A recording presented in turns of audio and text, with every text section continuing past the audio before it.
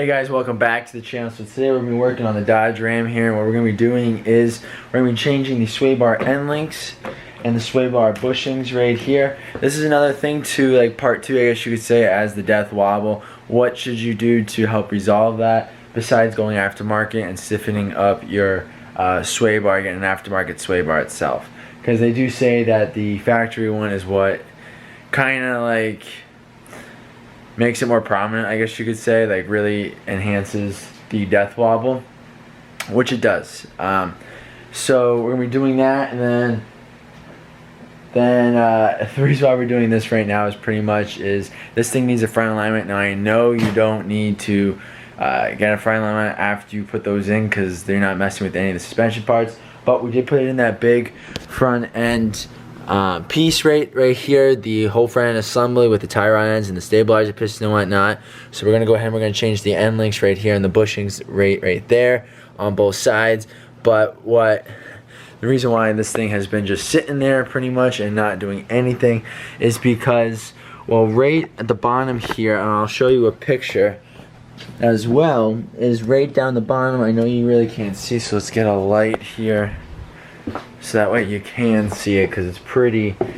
To me, when I had the death wobble happen due to the failed suspension parts, right where the bottom of the coil spring perches, right where the lower control arm meets the front axle and bolts to the bracket there, it kind of like, it must have been soft already to begin with, and the death wobble, the violent vibrations just ripped it right off. And there's a huge crack right down at the bottom. I don't know, let's see if this can, let's see here. Right here, this huge crack, and it goes all the way down. You can start to see it right here. And it's completely separated down, way down to the bottom here. So it needs to get welded, and I'm not gonna trust my skills on it yet. Still learning and practicing and whatnot. So I'm gonna do these things, and we're gonna tow it to the buddy to get it welded up.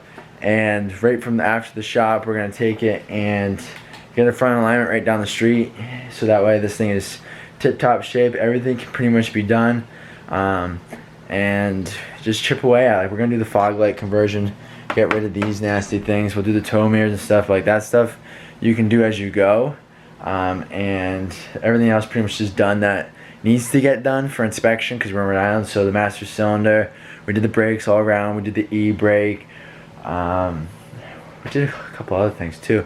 All the whole front end, like the U-joints, the wheel bearings. We did the tie rod, the whole tie rod front end assembly, the stabilizer bar. And tires are good. I mean, yeah, like, so this is stuff that needs to get done. And pretty soon there's gonna be so much more to do. Like, we'll do plugs, we'll do oil, we'll do the dipstick thing here because it broke off. I know how to do that. I'll show you guys how to do that. You know, it's like a tune-up. We'll do the air filter, cabin filter, change the radiator fluid, the thermostat, the gasket, you know, all that good stuff and whatnot. Alright guys, so let's get to it. I'm going to start changing those puppies right out and call it a day, because it is nasty. It is raining outside and it's kind of cold in here. I got the little heater going on in here.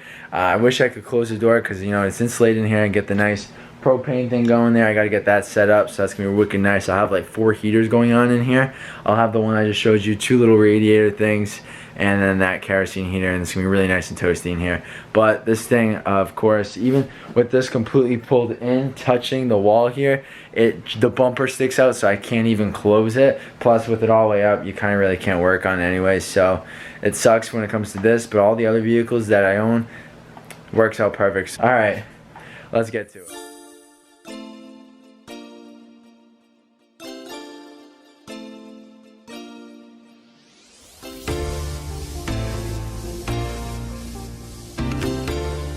Alright guys, so now we're coming on into the wheel well here. So the bottom one that connects to the lower control, the bottom one that connects to, you know, the bottom of the coil spring here, that's a 16 millimeter, and the one on the top here is a 17 millimeter. Now don't be surprised that you snap it off. That's fine. Better to snap it off than have it not want to come off, because then you have to cut it off, and that just stinks, because you're gonna have to cut the rubber and it's just gonna smell. It's just gonna get pieces of it everywhere, and it's just gonna be a pain in the butt. So make sure you pre-treat these with some PB Blast or anything like that, and we're just gonna go to town here and hopefully it comes off a-okay.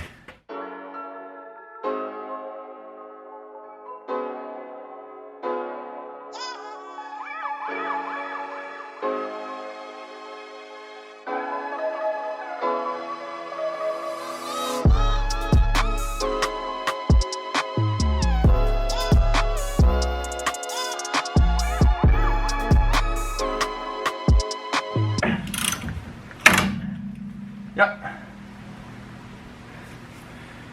Just like what I thought was gonna happen. It snapped off. It's a typical thing.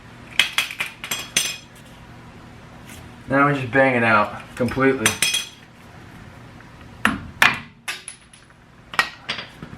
Perfect. Now that's out. Let's go ahead and let's put in the new one. Alright, so when it comes time to putting together your sway bar end link, it's a pretty foolproof system. There's going to be two washers. This one and this one. This one I already installed on it, so don't worry about it. It comes separate just like this one. It's pretty foolproof. The top one can't go past this, I don't know, that shaft right there. This one here can go all the way down and have the cone facing up. This is a move one. The other one here was kind of a flat washer, but is a little bit tapered to something that, you know, foolproof again.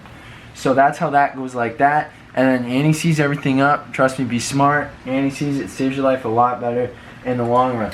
So what you're going to want to do is once you finish doing this, if you have it up on a jack stand or anything like that, the sway bar end link is going to differ based on how you compressed up your coil, where your mount is, where you're jacking it up. I jacked mine up just on the bottom of this axle right here.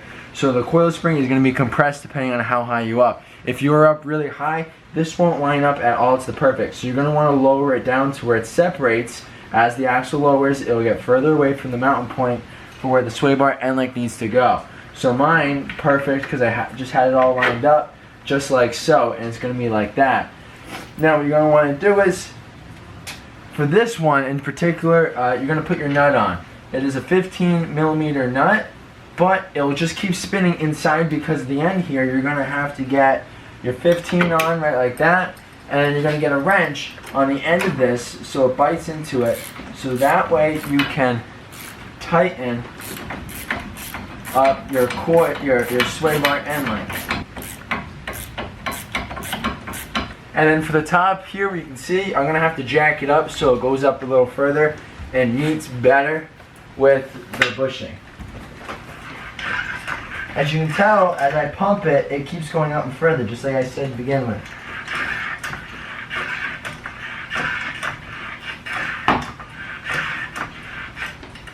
Alright, now you're going to take your other bushing that's supplied, pop it on, take the other one, push it like that, and then take on your socket.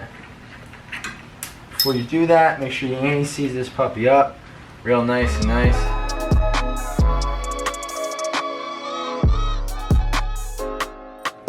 Alright, all set and done. There's going to be a nipple on the back. Go ahead and grease it up to fill the boot up down at the bottom. Helps keep the dirt and debris out, and it makes it last a little bit longer. Now this is all set and done. We're going to go ahead and we're going to replace the other side link, and then we're going to go ahead and replace the sway bar bushings here. This is a simple process you can do at home, and it's completely easy. It doesn't take any time at all.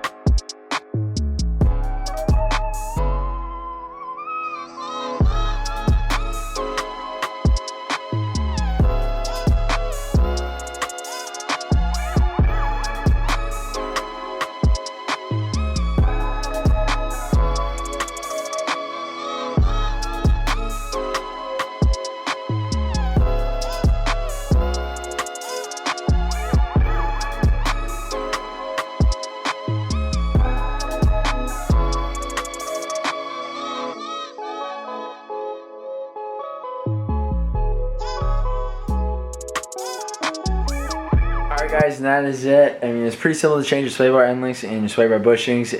The sway bars help stabilize when you change lanes. It makes it a little bit more comfortable while you're driving, but also that is what could be the culprit for your death wobble, just because it just keeps flexing back and forth, and that's what makes you keep on going and not stopping until you come to a complete stop.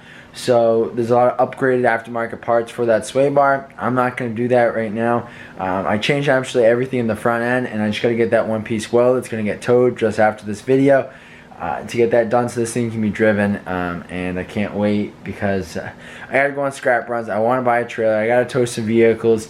I mean, there's just so much stuff I have to do, and I'm just waiting on this thing, so it's got to get welded up. And I think the replacing the front and getting the front alignment and welding that part up, there'll be no more death wobble. I really don't think so, but if there is, then we're gonna have to resort to upgrading that sway bar. But worst comes worst, we'll do that. But if not, we're just gonna keep trucking along with the factory sway bar in there, guys. So thank you for watching. Like, share, subscribe, do whatever you want to do. There's so much more content coming. I can't wait. I have so many videos to edit, and it's just gonna keep on rolling. All right, just like the Undertaker, rolling. You know what I'm saying? All right, guys. Have a good night.